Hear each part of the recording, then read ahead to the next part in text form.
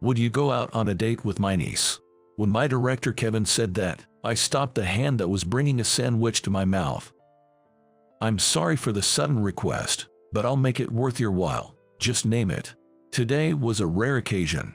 The director had invited me to eat lunch with him in the park next to our small manufacturing plant at work. I had a feeling he wanted to talk about something, but I never imagined it would be a date invitation. And he was even offering a reward. Honestly, I couldn't quite grasp what he meant and found myself asking again without thinking. A date, you say? The idea of a date was foreign to me, a guy who hasn't had much to do with women for over 30 years. And the person in question was a relative of my workplace director, which was an odd situation to say the least. Why on earth would you ask me to do something like that? Well, you see, you don't have a brother or cousin who looks just like you, do you? No, I don't have anyone like that. It's just that I showed my niece a picture of you and she said you were her first love. Remember that photo from when the union members went camping? I cooked up some great camp food and I showed her the photo from then. You were in that picture, right? That's when she blushed and said, "That's the guy I first fell for," and now she says she wants to meet you. I couldn't believe it. I had no idea who it could be from my past. But what's with this convenient story that sounds like a drama? I'm just as surprised as you are. The director gave a wry smile in response to my words. My name's Michael. I'm 33 years old. I'm just an unremarkable, single guy who's never been much of a hit with the ladies, working as a rank-and-file employee at a small-town manufacturing factory. For some reason, the other day, I was picked to be the date for my director's niece. And let me tell you about this girl. She's drop-dead gorgeous. I let out a big sigh as I stared at her picture on my cell phone. Her name's Emily. She's apparently a college student turning 20 this year. To think that I could go on a date with such a pretty girl. And to be invited by her. Oh, how lucky I am. So, you'll meet with her, right? Yeah, of course. I stuffed a sandwich into my mouth with gusto. From that day on, every day was thrilling, and I couldn't wait for the date. When was the last time I had a date with a girl? Oh, but I've got to be careful. She's the niece of my director, the department head. If she reports back that I was all googly-eyed just because she asked me out, I'll be in deep trouble. Thinking about all this, I tried to calm my racing heart as I headed to the station to meet her. There he is. You're Michael, right? Huh? I was taken aback by the sudden sweet voice. In that moment, I found myself face to face with a woman I didn't recognize. Not good. Our lips were too close, and I found myself becoming conscious of her. You're Emily, right? I straightened up and tried to appear calm as I spoke. Yes, that's right. I'm looking forward to today. She smiled at me with joy. She's definitely cute. I was captivated by her smile, as warm as a spot in the sun. Michael, let's start by going to a cafe. Oh, okay. Snapping back to reality, I decided to ask something that had been on my mind for a while. By the way, I heard from the director that we've met before, right? Was it during elementary school, or maybe in middle school?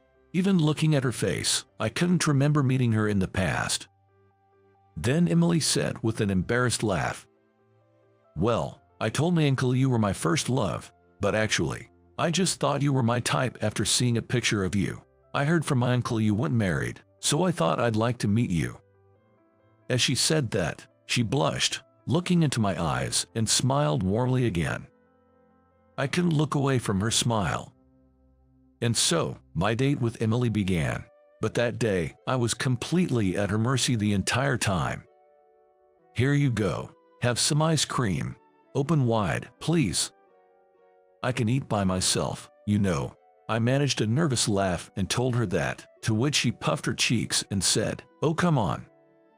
Today is our date, right? You could at least indulge me that much." "Really? Oh, okay. Got it." I gave in and ate the ice cream she offered. But man, this is embarrassing. Then she gently stroked my cheek with her finger. Whoa, what? You had a bit of ice cream on your cheek. Hey, don't startle me like that. Why not? We're lovers for the day, aren't we? She scooped some vanilla ice cream with her spoon and took a bite herself. Delicious. You can't beat vanilla ice cream. I was surprised by how forward she was, considering we had just met that day. Is this what all young folks are like nowadays? Lovers for a day. Her words gave me a bit of a pang in my heart. After eating at the cafe, we went to see a movie at her request. I hardly ever watch movies, so I was really taken with the sweet romance story. Sharing a large bucket of popcorn between us also made me feel thrilling. Time with the lovely Emily flew by, and I was sad that this fun time was going to end just after one day. Hey, if it's not too much trouble, I'd like to see you again. Then she just looked down, saying nothing. What? Did Emily feel something was off after dating me? Of course, that would make sense. If there's more than a decade age difference, it wouldn't be strange to have a generation gap in many areas. She would probably feel some discomfort too. While I was lost in thought, she dropped a bombshell. I might disappear soon. What do you mean? I asked, bewildered. She then looked down and slowly started to speak. I'm sick. I have a heart condition I was born with. I might not be around much longer. I could only widen my eyes in shock at her words. She then told me what was happening to her. I've had this heart condition since I was born, and the doctors said I need a transplant to live a longer life. There's talk about going abroad for the surgery.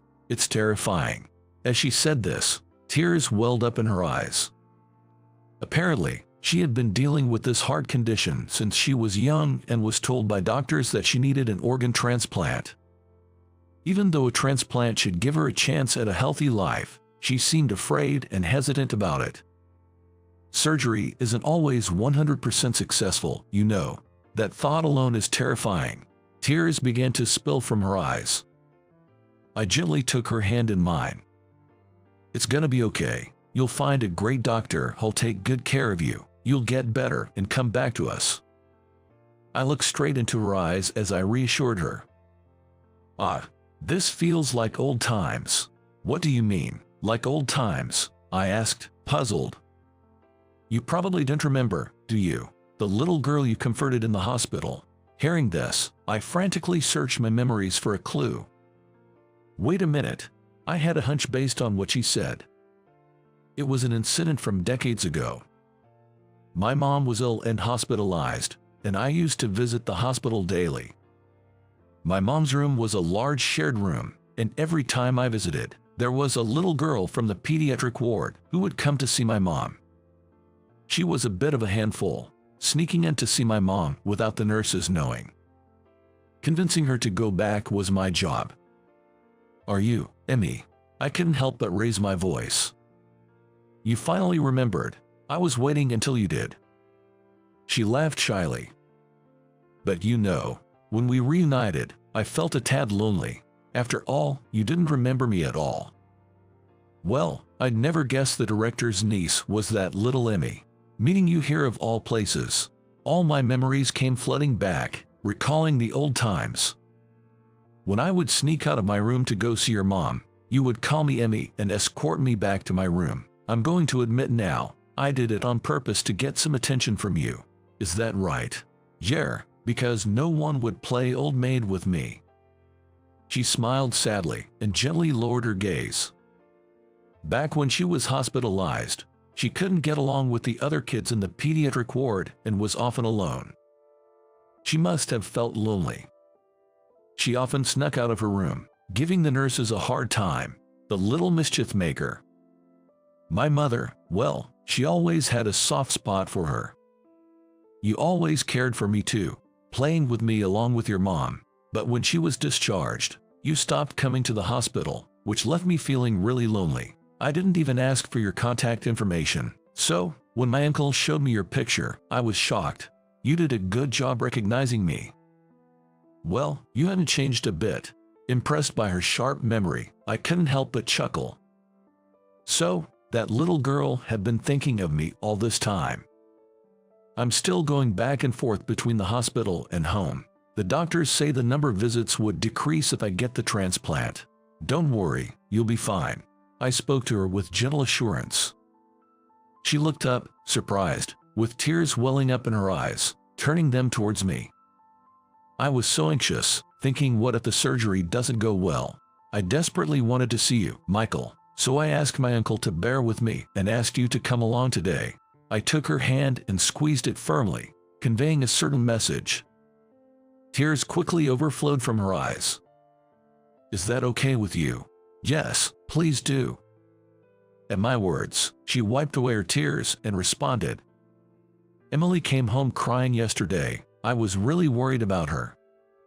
The next day, I talked to my director about the date during our lunch break. Was she still crying? Yeah, she cried all the way home and had a rough night. Turns out, the director had been like a father to Emily.